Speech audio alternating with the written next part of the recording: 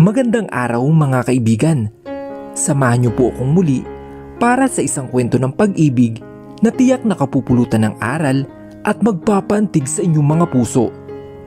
Pero kung bago ka pa lamang, ay pakilike po ng ating video. Pakiclick ng subscribe button, gayon din ang bell icon para lagi kang updated sa mga susunod ko pang upload.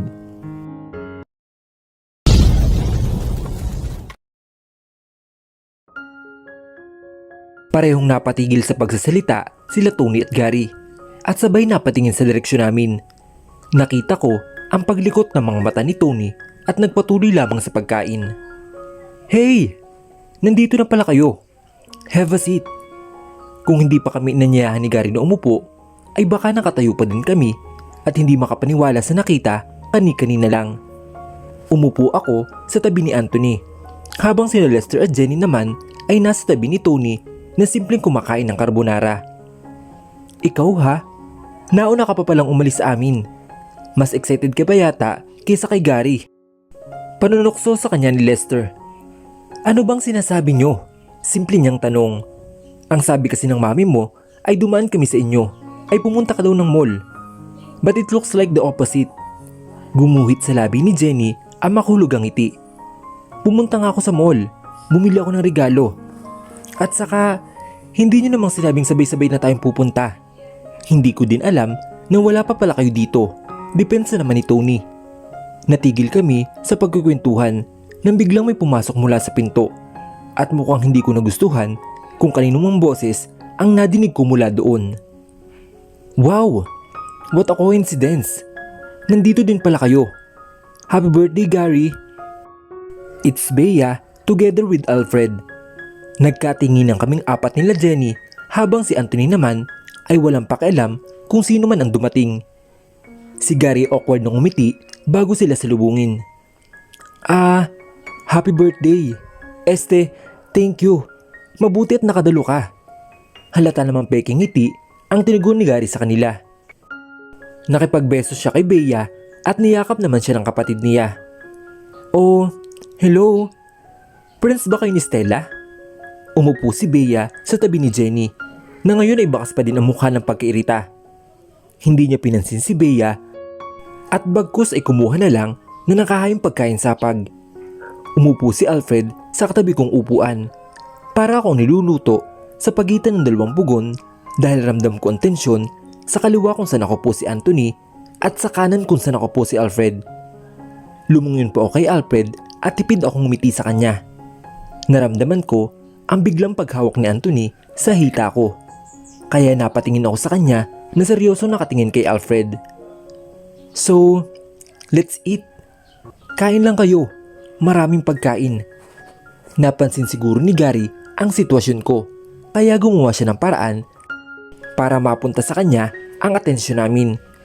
I gave him a smile which means thank you at tumangulang siya. Sa buong tanghalian ay tahimik lamang kaming kumakain. Walang nagtangkang magbukas ng topic kahit ang mga kaibigan ko na likas na may ingay ay nagmistulang pinitpit na bawang sa isang tabi.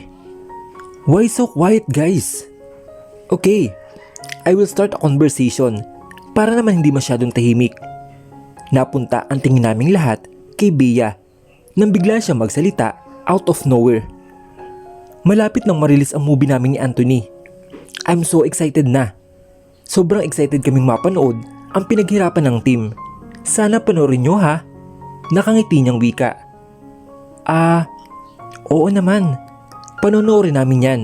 Di ba, Jenny?" Sagot naman ni Lester at sinagi pa ang katabi. "I'm sorry. Hindi ako mahilig sa movies na slot ang bida." Ang ibig sabihin ni Jenny, manonood din siya. Bago pa man matapos ni Jenny ang sasabihin, ay pinangunahan siya ni Lester dahil paniguradong hindi magugusto ni Bea ang kanyang maririnig. Baka mag-ugat pa ng gulo. "How about you, Stella?" Napakurap ako na magtamang paningin namin ni Bea. Nakangiti siya sa akin ng nakakaloko. At hindi ko mabasa ang nasa isip niya. "Yes, I will support my husband of course."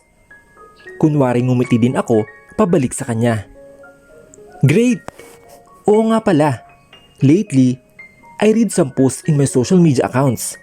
Some says na bagay daw talaga kami ni Anthony. At sana marami pa daw movies ang magawa naming dalawa. They even made a love team that named for us. Pumalakpak pa siya matapos sabihin yon. Ako naman ay tinuon lang ang atensyon sa aking kinakain.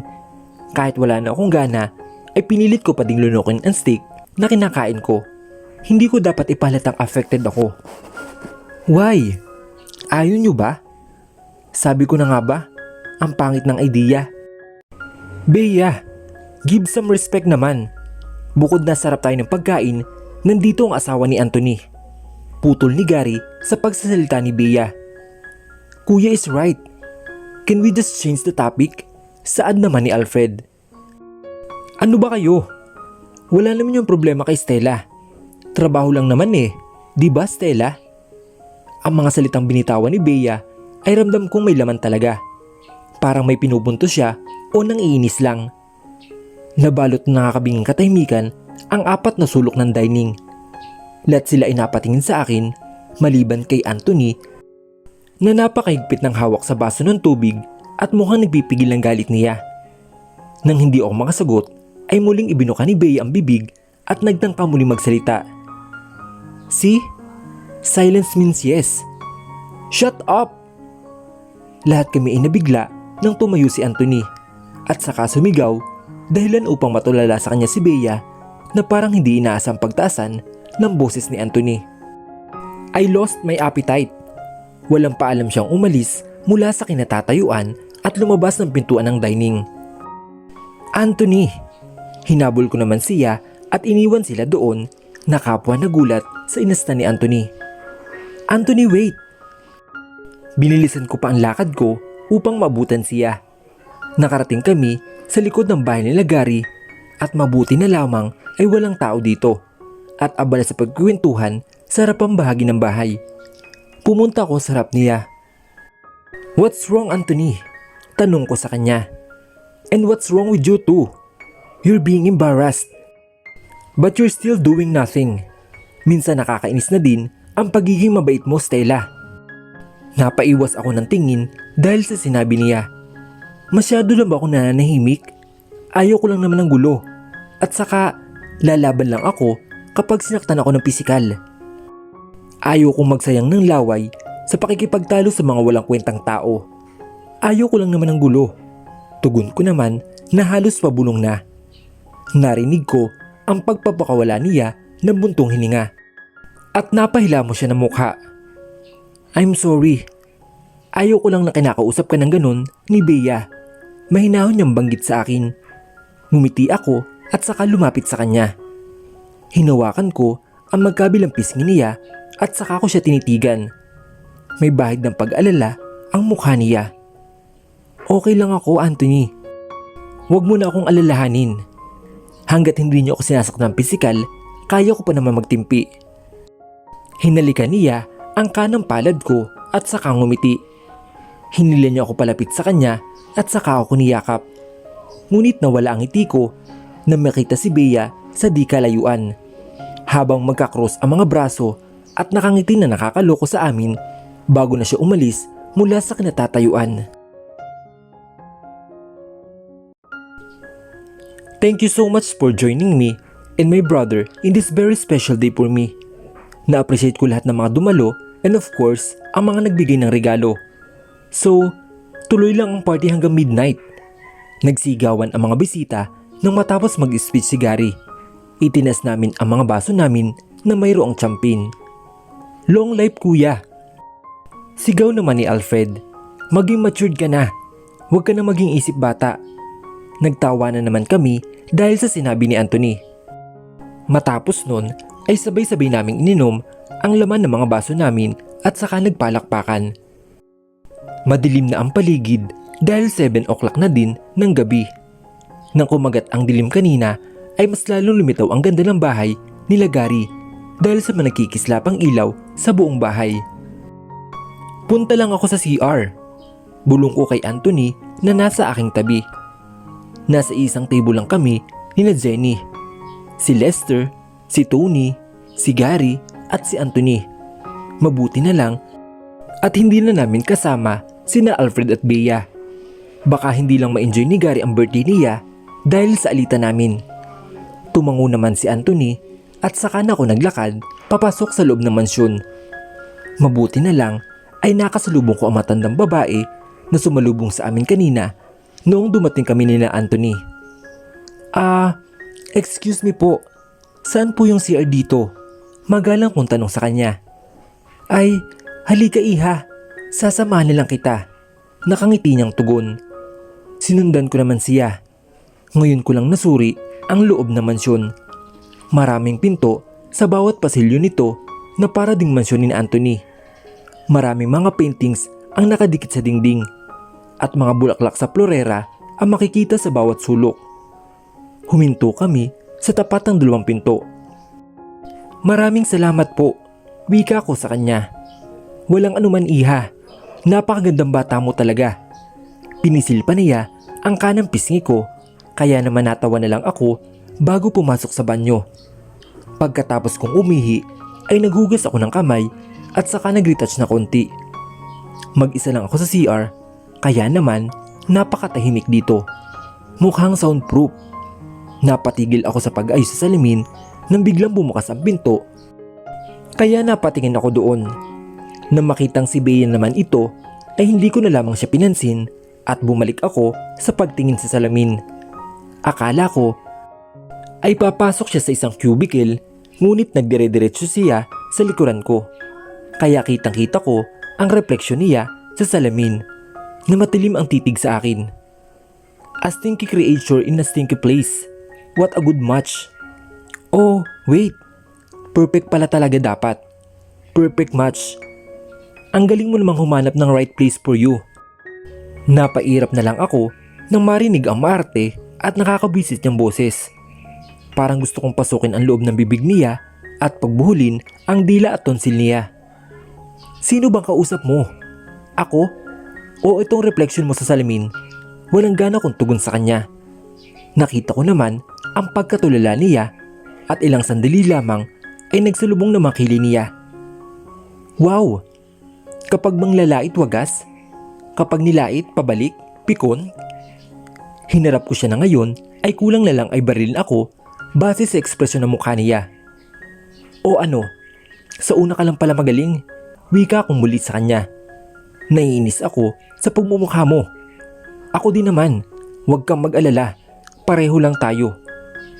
Kailan ka pa naging matapang? Baka hindi mo kilala kung sino tong kausap mo. Kilala kita, ikaw si Bea. Naputol ang sasabihin ko nang akma niya akong sasampalin, ngunit mabuti na lang ay nahawakan ko ang kamay niya na kinagulat naman niya. Hindi niya siguro inaasahan na masasalo ko ang kamay niya. Masyadong madumi ang mga palad mo para lumapat sa makinis kong balat.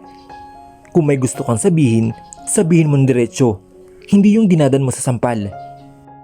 Mahina lang, ngunit seryoso kong bulong sa kanya. Ngumisi siya. Masyado ko na yatang yumayaba ngayon, Estela del Rosario. Naistatwa ako sa kinatatayuan ko ngayon. Nambanggitin niya ang buong pangalan ko. Well, may kutob na din naman ako noon na may alam na siya, pero iba pa din pala ang kaba kapag narinig mo na mismo sa malaki niyang bunganga. Hindi ako yumabang, Bea. Nag-level up lang. At saka, matanong ko lang ha.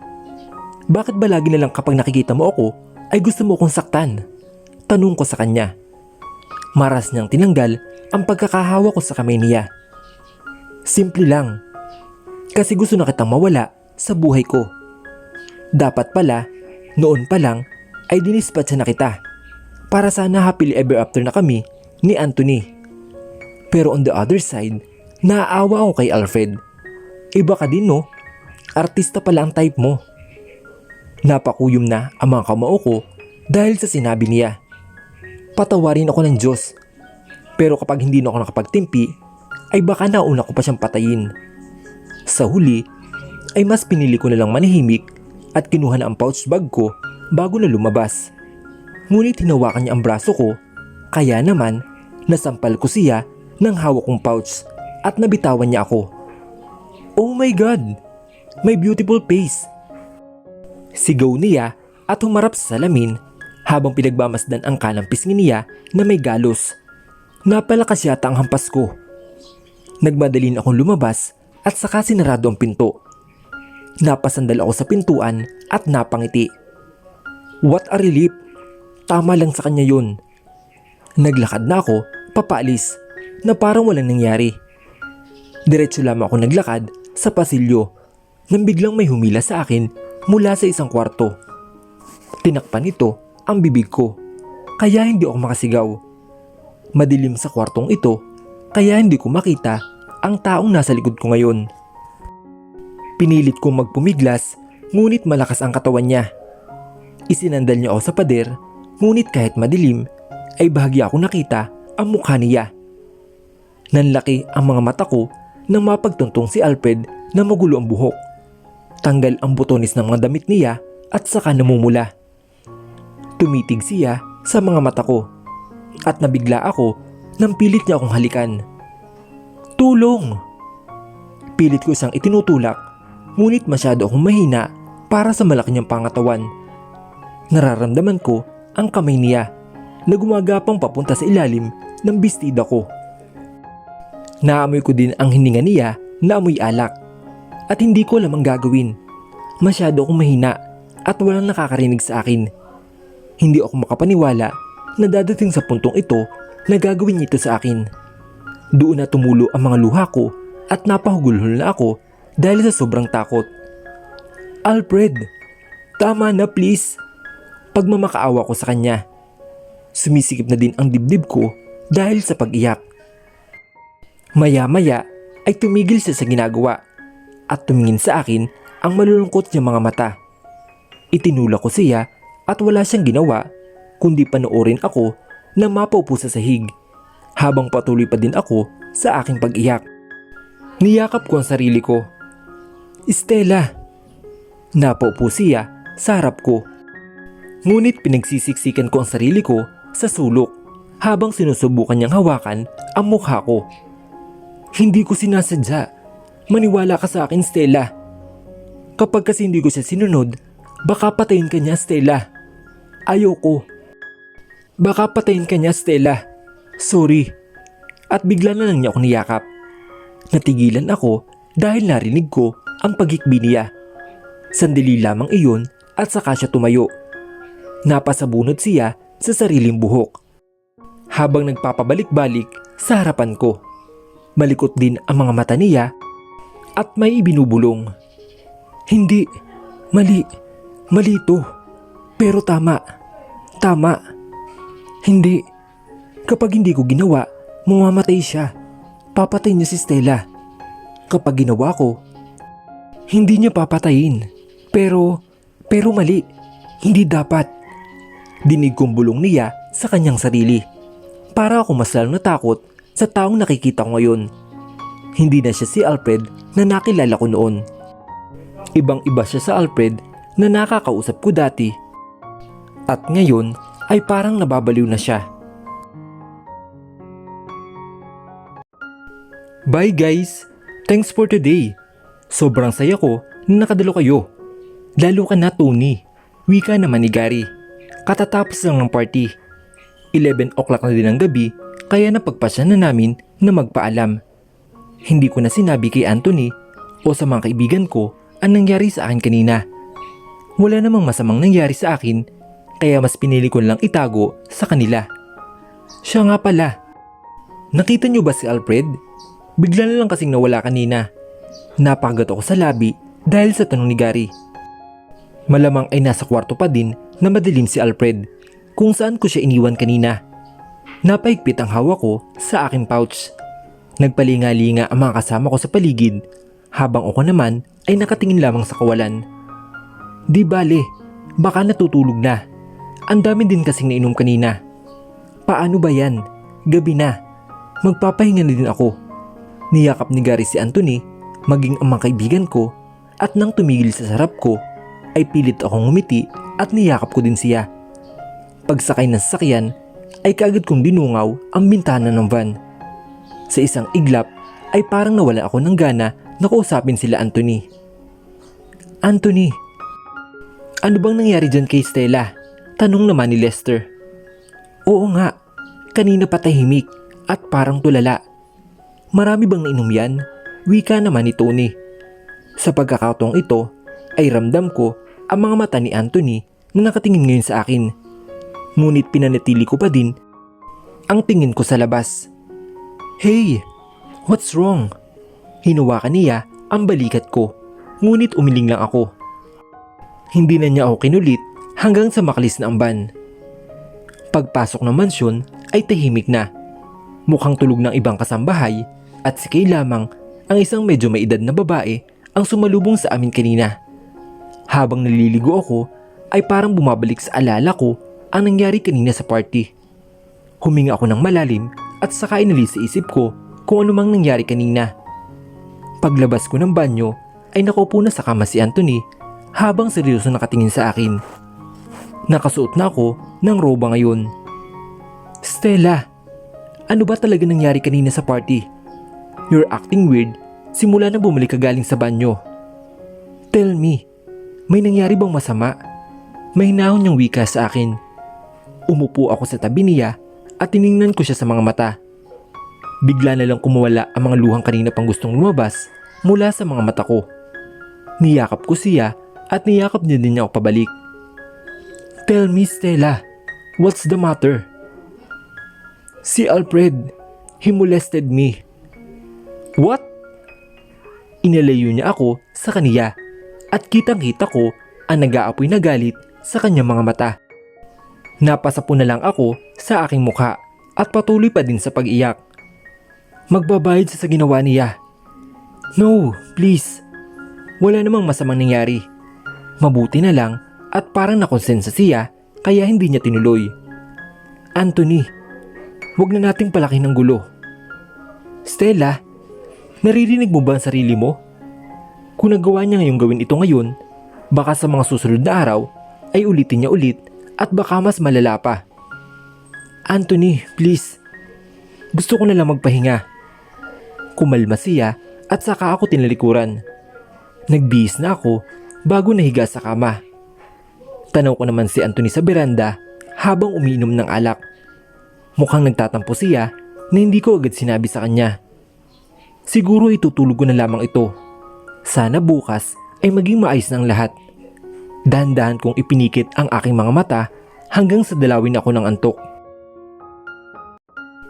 What? Hindi mo nagawa? Sigaw ni Bea kay Alfred.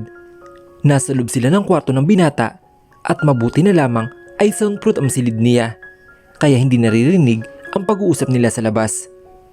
Bea, hindi ko kaya. Tugon naman ng lalaki habang nakatungo. Hindi niya kayang harapin si Bea dahil ayaw niya makita nito ang namumugto niyang mga mata dulot ng pag-iyak kanina. Alfred naman, ang simple lang pinapagawa ko sa iyo, tapos hindi mo pa nagawa. Nakikita mo ba itong ginawa niya sa mukha ko? Sinira niya ang mukha ko, Alfred. Doon na napaangat ang tingin niya sa dalaga. May galos kasi ito sa kanang pisngi at nilagyan lamang niya ng bandage kanina. Napahawak suno si Bea habang nakapikit ng mariin. Bea, hindi ba parang sobra na itong ginagawa natin? Wala sa plano natin ang maging kriminal. I don't care. Kahit maging mamatay tao pa ako, basta mawala lang sa landas ko ang babae na yon. And you know what? Okay na sana ang plano ko eh. But you ruined it. Dinampot ni Bea ang kahit anong mahawakan sa mga nakadisplay sa gilid ng kwarto at inihagis ito lahat sa sahig. Pinapanood lamang siya ni Alfred habang sinisira ang mga gamit nito. Nang mapagod ay pinatong ng babae ang mga kamay sa lamesa kung saan nakalagay kanina ang mga tinapon niya. Sunod-sunod ang paghinga niya habang masama ang tingin sa picture frame na nakadikit sa dingding kung saan nakalagay ang litrato ni Alfred kasama si Stella. Kinuha niya ito at akmang ihahagis sa sahig na maagaw ito sa kanya ni Alfred. Ang kaninang mukha niya ay napalitan ng galit. Sa lahat ng gamit ko, ito ang wag na wag mong pakikialaman. Nagbabaga ang mga mata nito na nakatingin sa dalaga na natuod sa kanyang kinatatayuan. Lumayo na lamang si Bea sa kanya at binalik ni Alfred ang litrato sa kinilalagyan nito kanina at saka ito pinagmasdan. Ang saya pa namin dito oh. Hinaplos niya ang litrato nila at kapagkuhan ay bigla itong tumawa ngunit may mga luha na pumapatak mula sa mata. Napairap na lang si Bea at saka nilampasan ang lalaki. "You're literally crazy, Alfred. I'm going home. This whole Stella thing stressed me out."